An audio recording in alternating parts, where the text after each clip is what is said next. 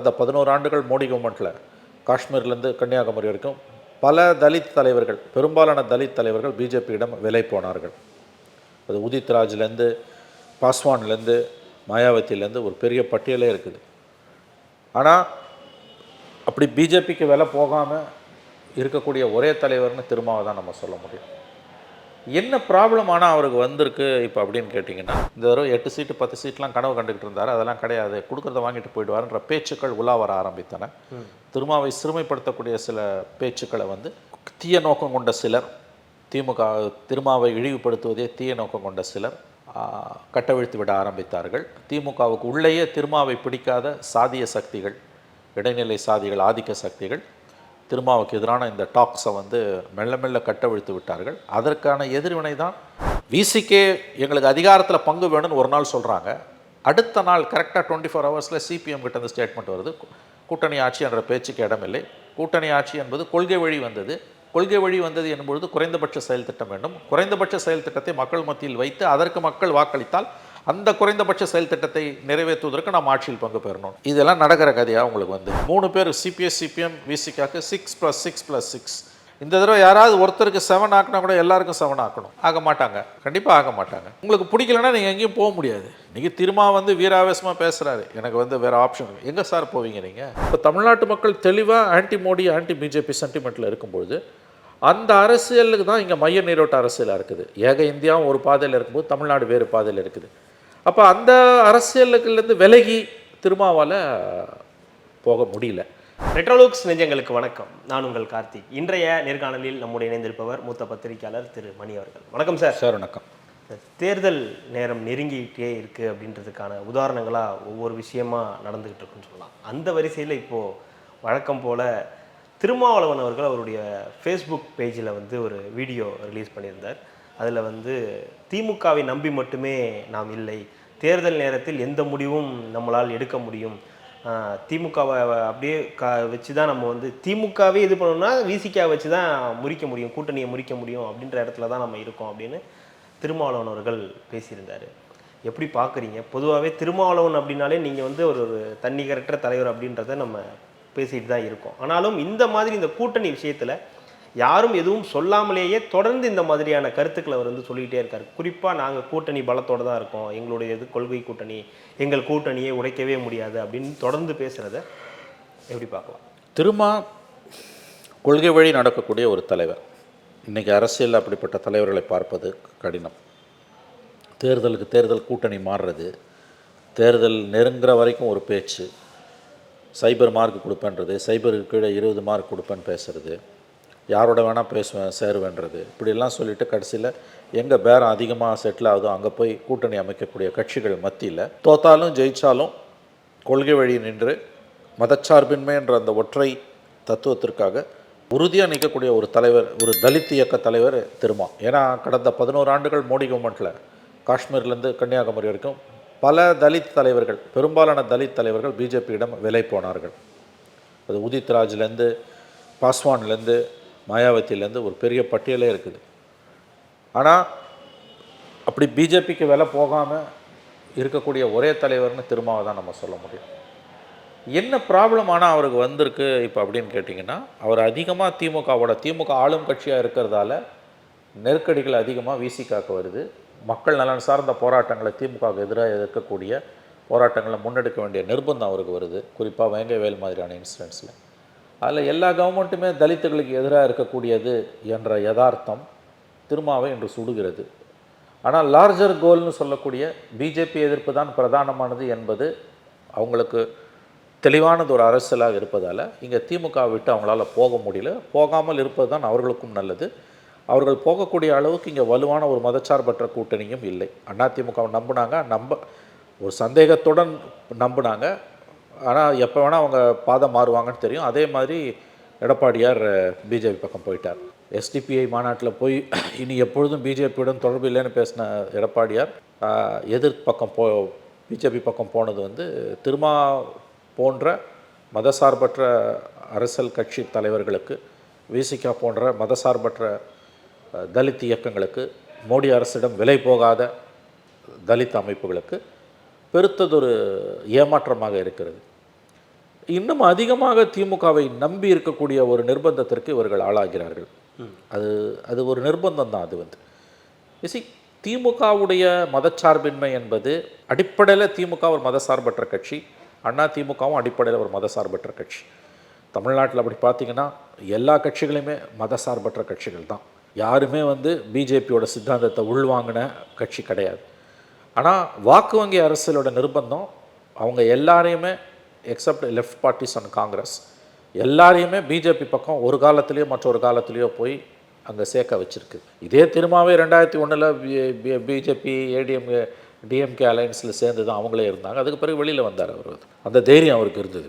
மக்கள் நல கூட்டணி 2001-6 காலகட்டத்தில் அவங்க ஒரு கட்டத்தில் பிஜேபியோட தான் அந்த அந்த அலையன்ஸ் அதுதான் இருந்தாங்க. அதுக்கு பிறகு 2016 மக்கள் நல கூட்டணியில் அதில் பிஜேபி கிடையாது.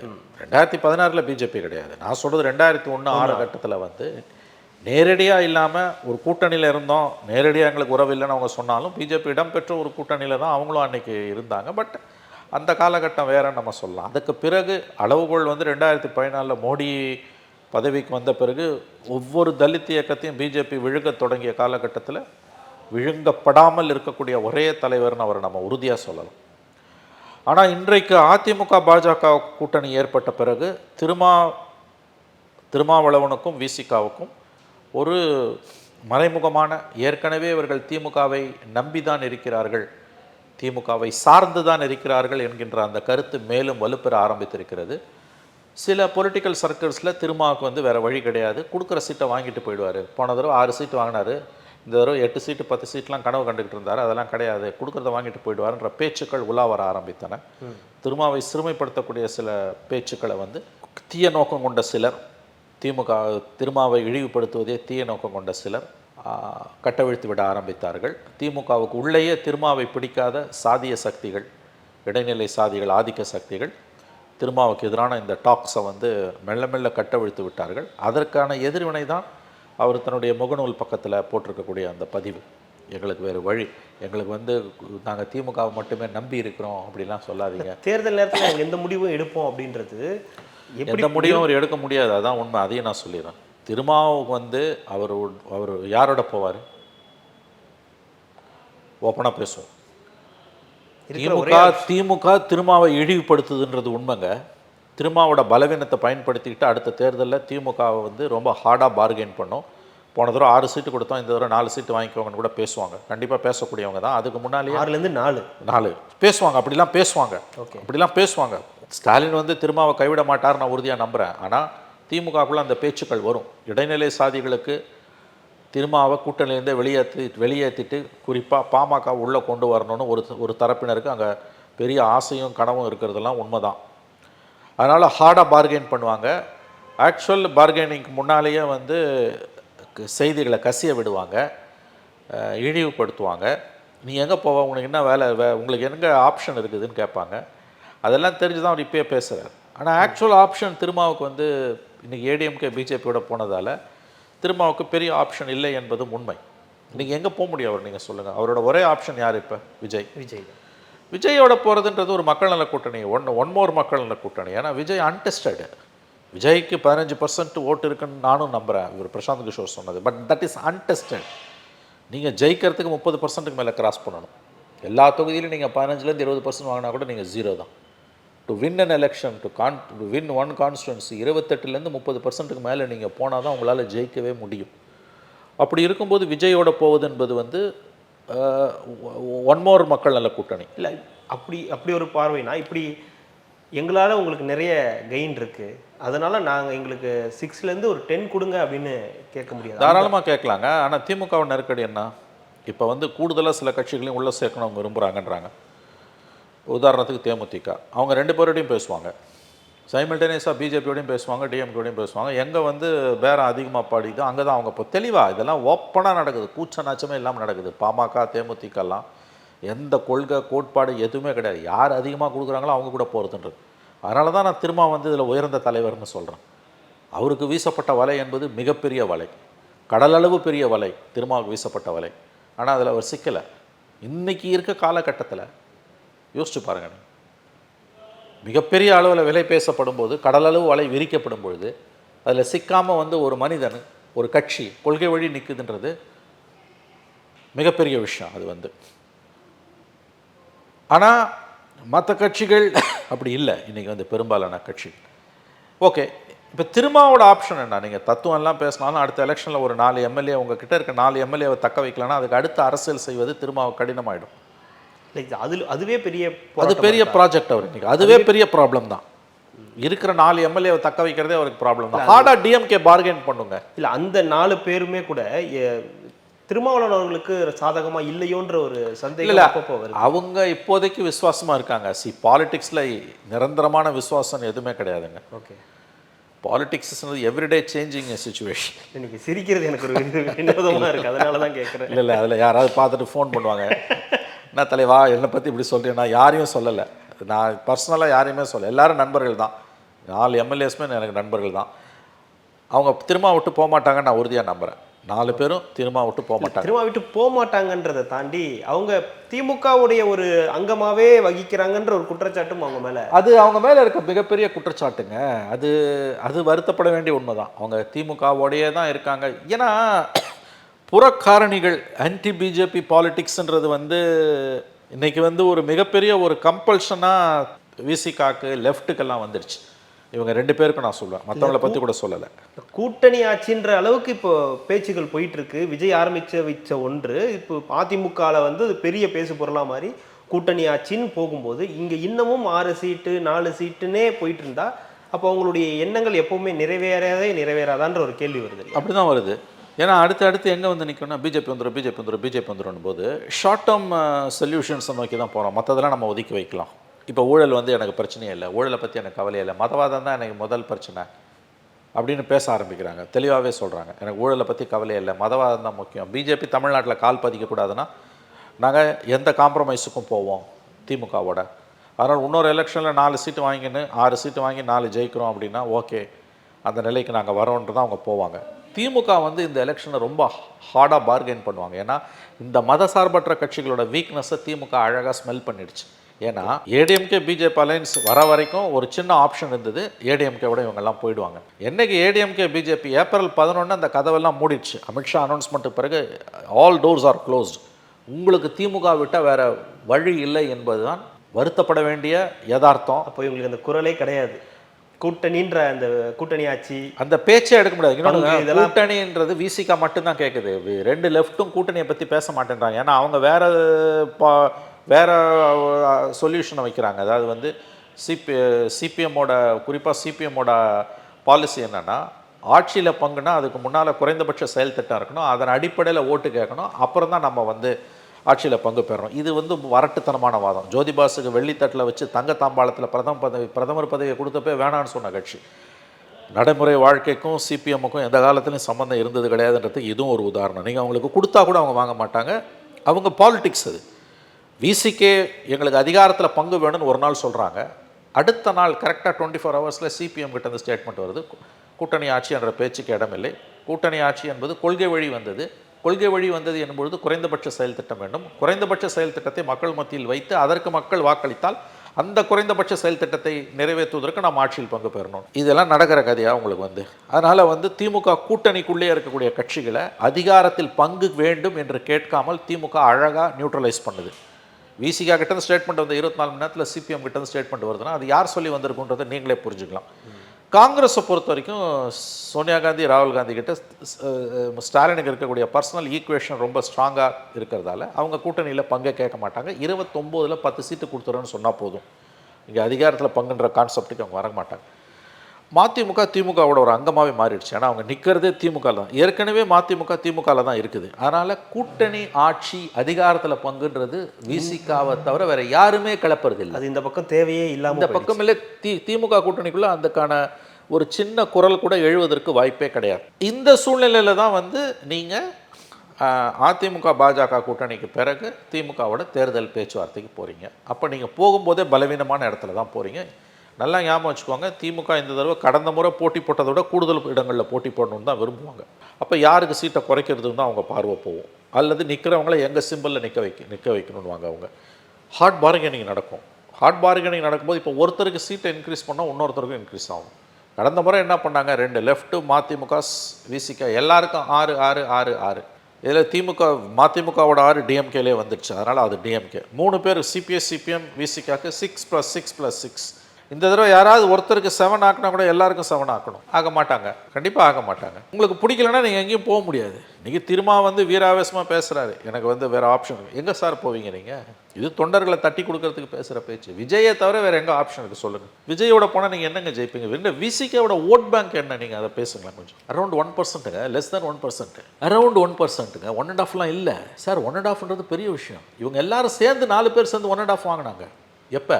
மக்கள் நல கூட்டணி இருக்கும்போது. சிபிஐ சிபிஎம் எம்டிஎம்கே விசிக எல்லாம் சேர்த்து 1.5%. அந்த 1.5% விஜயகாந்த் எல்லாம் சேர்ந்து, அந்த இன்க்ளூடிங் விஜயகாந்த், அதுதான் உங்களுக்கு ஜெயலலிதாவை கொண்டு வந்து உட்கார வச்சது. அது அப்படியே டிஎம்கே பக்கம் போயிருந்ததுன்னா ஆட்சி மாற்றம். அன்றைக்கி விசிகா சிபிஐ சிபிஎம் மதிமுக எல்லாம் சேர்ந்து அரவுண்டு உங்களுக்கு 3% தான். 2 to 2.5%, அதிகபட்சம் 3%. காங்கிரஸுக்கு 4%, 7%. வேற சீமானுக்கு 8% இருக்குது. சீமானோட வாக்கு வங்கியில் காங்கிரஸை ஒதுக்கிட்டு பார்த்தீங்கன்னா இவங்க எல்லாருமே வந்து 40% கூட கிடையாது. இவங்க அத்தனை பேரும் சேர்ந்து விஜயோட போயில இவங்க ஒரு சீட்டு கூட ஜெயிக்க முடியாது. ஆனால் பர்செப்ஷன் வாரில் திரும்ப கூட இல்லைன்னா அந்த கூட்டணிக்கு ஒரு கெட்ட பேர் வந்துடும். நாளைக்கு இவங்க பிஜேபியை நோக்கி நகருவாங்க, அதனால தான் கட்டி விட்டுறாங்க இன்றைக்கின்ற பர்செப்ஷன் வருன்றதுனால ஒருபோதும் ஸ்டாலின் வந்து விசிகாவை கட்டி விட மாட்டார். பாமக உள்ள தொகுதியும் கொடுக்க மாட்டார், கழட்டி விட மாட்டார். ஐ திங்க் ரொம்ப கொஞ்சம் எனக்கு தெரிஞ்சு திமுக ஹார்டாக பார்கெயின் பண்ணுன்றாங்க. இன்னொரு வியூ என்னென்னா வந்து இல்லை ஸ்டாலின் கொஞ்சம் லிபரலாக இருக்கிறதுக்கும் வாய்ப்பு இருக்குது. எல்லாரையும் அக்காமடேட் பண்ணணும்னு அவர் நினைக்கிறாரு.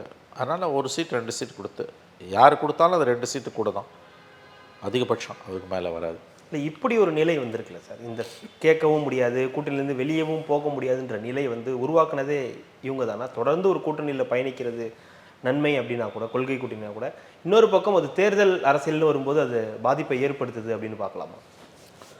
இல்லைங்க, இப்போ நீங்கள் ஒரு விஷயம் புரிஞ்சுக்கணும் கார்த்தி. பாலிட்டிக்ஸோட முழு அர்த்தமுமே பிஜேபி ஃபேக்டரால் இன்றைக்கி தலைகீழ மாறி போயிடுச்சு. தேசிய அளவில் வந்து பிஜேபி வந்து விஸ்வரூபம் எடுத்துடுச்சு. இன்றைக்கி மிகப்பெரிய அளவில் விஸ்வரூபம் எடுத்துடுச்சு. மோடி 1.0 2.0 விட 3.0வில் வந்து சீட்டு குறைவுனாலும் ஓட் பர்சன்டேஜ் அப்படியே தான் இருக்குது. 38% வந்தது 36% இருக்குது. சீட்டு குறைஞ்சிருக்கு, அது வேறு. 17 மாநிலங்களில் பிஜேபி இன்றைக்கி பவரில் இருக்குது. மோடி அமித்ஷா அரசியல் அரங்கிலிருந்து ஒரு விதத்திலோ மற்றொரு விதத்திலோ அதிகாரத்தில் இல்லாத ஒரு சூழல் வறுமையானால், இயற்கையின் பார்ப்பட்டோ அல்லது வேறு காரணங்களாலேயும், அப்பையும் வந்து ஹிந்துத்வா தான் இந்திய அரசியலோட மையக்கருவாக இருக்க போகிறது. ஏன்னா மோடியோட மிகப்பெரிய சாதனை என்பது, ஏன் ஆர்எஸ்எஸ்ஸால் மோடி அவ்வளோ சீக்கிரம் நகர்த்த முடியாதுன்னு கேட்டிங்கன்னா, மோடியோட மிகப்பெரிய சாதனை என்பது, அவர்களுடைய பார்வையில் மோடியின் மிகப்பெரிய சாதனை என்பது இந்திய அரசியலின் மைய நீரோட்டமாக இந்துத்துவாவை கொண்டு வந்து நிறுத்தியது. முஸ்லீம் எம்பி ஒருத்தம் கூட இன்றைக்கி பிஜேபியில் இல்லை. 240 லோக்சபா சீட்டு, 98 ராஜ்யசபா சீட்டு, ரெண்டும் சேர்த்து கிட்டத்தட்ட 338 எம்பிஸில் ஒரு முஸ்லீம் எம்பி கூட இல்லை. அதே மாதிரி வந்து அவங்களுக்கு நீங்கள் பார்த்தீங்கன்னா 17 மாநிலங்கள் அதிகாரத்தில் இருக்காங்க, ஒரு முஸ்லீம் மந்திரி கூட கிடையாது. இந்த போக்கு மற்ற கட்சிகளையும் இன்றைக்கி தொத்திக்க ஆரம்பிச்சிருக்கு. இஸ்லாமியர்களை வந்து மைய நீரோட்டத்திலேருந்து விலக்கி வைக்கக்கூடிய, அவர்களுக்கு வந்து அதிகார மையங்களில் பிரதிநிதித்துவம் கொடுக்கக்கூடிய எம்எல்ஏவா எம்பிஸா இல்லாமல் ஒதுக்கி தள்ளக்கூடிய போக்கு என்பது மற்ற கட்சிகள்லையும் இன்றைக்கி வந்து வளர ஆரம்பிச்சிருக்கு. இது அவர்களுடைய அவங்க பார்வையில் பார்த்திங்கன்னா இந்து ராஷ்டிராவை நோக்கி அவருடைய பயணத்தில் மிகப்பெரிய வெற்றி. இதுக்கு விதிவிலக்காக இருக்கக்கூடிய விரல் விட்டு எண்ணக்கூடிய மாநிலங்கள் தமிழகம், கேரளா, வெஸ்ட் பெங்கால். இதெல்லாம் இப்போ நீங்கள் சமூக ரீதியாக பார்த்திங்கன்னா வெஸ்ட் பெங்காலெல்லாம் இஸ்லாமியர்களுக்கு எதிரான போக்கு மிகப்பெரிய அளவில் காணப்படுது. 27% முஸ்லீம் பாப்புலேஷன் கூடிய வெஸ்ட் பெங்காலில் மிகப்பெரிய அளவில் சமூக கொந்தளிப்பு இருக்குது. இப்போ நீங்கள் முர்ஷிதாபாத் கலவரம்லாம் பார்த்தீங்கன்னா பெரிய அளவில் வக்ஃபு சட்டத்துக்கு எதிராக மற்ற ஊர்லெல்லாம் ஆர்ப்பாட்டம் தான் நடந்தது. ஆனால் கலவரம் நடந்தது வெஸ்ட் பெங்காலில். அங்கே இந்த கலவரத்தில் பாதிக்கப்பட்டு உயிரிழப்புக்கு ஆளாகி துன்பங்களை அனுபவித்து பொருள் இழப்புகளை சந்தித்தது இந்துக்கள். அங்கே தாக்குதல் நடத்தியது இஸ்லாமியர்கள். ஏன்னா வக்ஃபு சட்டத்துக்கு எதிராக தொடர்ந்து உருவான கலவரம் இந்துக்களுக்கு எதிரான கலவரமாக மாறிச்சு. அதனால தான் பிஜேபி இவ்வளோ தூரம் குதிக்கிறவங்களுக்கு. கலவரம் யார் பண்ணாலும் தப்பு தான். மம்தா பானர்ஜியால் அதை தடுக்க முடியல. இதை தாண்டி 2 மாநிலம், ஒன்று கேரளா, ஒன்று தமிழ்நாடு. இங்கே பிஜேபி கால் பதிக்காமல் இருக்கிறது தான் உங்கள் அரசியலோட ஒரே நோக்கமாக மாறிடுச்சு. யார் ஜெயிக்கணுன்றது நோக்கம் இல்லை, யார் ஜெயிக்கக்கூடாதுன்றது நோக்கணும்பொழுது எந்த கட்சி எந்த கூட்டணி பிஜேபியோட கால் பதித்தலை வெற்றியை தடுக்குமோ அவங்க பக்கம் சேர்றதுன்றது உங்களுடைய முதல் தலையாய கடமையாக மாறிடுது. மற்றதெல்லாம் பின்னால் போயிடுது, மற்ற இஷ்யூஸ் எல்லாம் பின்னால் போயிடுது. அதுதான் இடதுசாரிகளை பிஜேபி பக்கம் திமுக பக்கம் இந்த அளவுக்கு உறுதியாக நிற்க வைக்குது. அதுதான் விசிகாவையும் நிற்க வைக்குது. மற்ற எல்லா விஷயமும் அடிபட்டுடுது. கம்ப்ளீட்டாக மற்ற எல்லா விஷயமும் அடிபட்டுடுது. 3 முறை மோடி ஜெயித்தப்பையும் தமிழ்நாட்டில் திரும்ப திரும்ப பிஜேபி படுதோல்வியை சந்தித்தது. முதல் தடவை 2 சீட்டு, 2வது தடவை 1 சீட்டு, 3வது தடவை சைபர் சீட்டு. அப்போ தமிழ்நாட்டு மக்கள் தெளிவாக ஆன்டி மோடி ஆன்டி பிஜேபி சென்டிமெண்ட்டில் இருக்கும்பொழுது அந்த அரசியலுக்கு தான் இங்கே மைய நீரோட்ட அரசியலாக இருக்குது. ஏக இந்தியாவும் ஒரு பாதையில் இருக்கும்போது தமிழ்நாடு வேறு பாதையில் இருக்குது. அப்போ அந்த அரசியலுக்குலேருந்து விலகி திருமாவால் போக முடியல. இது திமுகவுக்கு பலவீனமாக மாறுது. பெரிய அளவில் திரும்ப வளர்றதை அவங்க விரும்பலை. ஓகே. இடைநிலை சாதிகளோட கம்பல்ஷனில் தான் திமுக இருக்குது. எண்ட் ஆஃப் த டே காலங்காலமாக திமுக என்பது வந்து இடைநிலை சாதிகளுக்கான கட்சி. அது பார்ப்பனர்களின் ஆதிக்கத்திலிருந்து தமிழ்நாட்டை மீட்டெடுத்தது, அதில் எந்த சந்தேகமும் இல்லை. அரசு துறைகளிலும் தனியார் துறையிலும் மிகப்பெரிய அளவில் பார்ப்பனர் அல்லாதவர்கள் இன்றைக்கி வந்து மிகப்பெரிய அளவில் காலூன்றுவதற்கும் கோலோச்சுவதற்கும் வழிகாட்டியது திராவிட முன்னேற்ற கழகத்துடைய அரசியல் அதிகாரம் தான், எந்த சந்தேகமும் இல்லை. ஆனால் அந்த அதிகாரம் கீழே பெர்குலேட் ஆகி தலித்துகளுக்கு போகாமல் இடைநிலை சாதிகளுடைய நின்று போச்சு. இதுதான் இங்கே இருக்கக்கூடிய சிக்கல். ஸோ திருமா வந்து திமுகவுக்கு கண்டிப்பாக தேவை. இன்னொரு விதத்தில் எப்படின்னா, பர்செப்ஷன் வைஸ் வந்து ஒரு மதசார்பற்ற அணியின் பிரதிநிதியாக இருக்கிறார். ஆனால் அதே நேரத்தில் ஒரு வளர்ந்துடவும் கூடாது. அதனால் இப்போ இருக்கக்கூடிய இதே ஸ்டேட்டஸ்லேயே அவரை வைத்திருக்கத்தான் திமுக விரும்பும். இதுக்கு மத்தியில் தான் அவர் பாலிடிக்ஸ் பண்ணி ஆகணும். அந்த நெருக்கடி அவருக்கு புரியுது. அதனால தான் அவர் அந்த கருத்தை சொல்லியிருக்காரு. இதை நல்லா கவனிங்க. டைம்ஸ் ஆஃப் இந்தியாவில் அந்த பேட்டி கொடுக்குறாரு ஸ்டாலின் பாமக உள்ள வரதை பற்றி. ஏற்கனவே கொஞ்ச நாளாக பாமக இந்த கூட்டணிக்கு வர முயற்சி பண்ணுறாங்கலாம் சொல்லும்போது இந்த பின்புலத்தில் அவர் சொல்கிறார், எங்களுக்கு வேறு கதி இல்லைன்னு நினைக்காதீங்க அப்படின்னு. அவர் ஹார்டாக பார்கெயின் பண்ண விரும்புகிறார். ஓகே. 10 மாதத்தில் வரக்கூடிய எலெக்ஷன், 12 மாதத்தில் வரக்கூடிய எலெக்ஷனில் ஹார்டாக பார்கெயின் பண்ண திரும்ப விரும்புகிறாரு. திமுக அதை எப்படி எதிர்கொள்ளும் தான் தெரியல. ஆனால் நான் ஒரு விஷயம் உறுதியாக நம்புகிறேன், முதலமைச்சர் ஸ்டாலின் விசிகாவை கண்டிப்பாக கூட்டணியில் வைத்துக் கொள்வார். என்ன அழுத்தங்கள் வந்தாலும் நெருக்கடிகள் வந்தாலும் விசிகாவை ஒரு கூட்டணியிலேருந்து வெளியேற்ற மாட்டார். அவர்களை கண்ணியமாக நடத்துவார் நான் உறுதியாக நம்புகிறேன். திரும்ப வந்து நிச்சயமாக 26ல் திமுக கூட்டணியை விட்டு வெளியேற மாட்டார். அதுவும் அதிமுக பாஜக கூட்டணிக்கு பிறகு அதிமுகவோடு அவர் போவார் என்று இருந்த அந்த 1% வாய்ப்பும் முற்றிலும் தகர்த்தெறியப்பட்டிருக்கிறார். கண்டிப்பாக சார், தொடர்ந்து பேசலாம். மிக்க மகிழ்ச்சி. நன்றி கார்த்தி, நன்றி.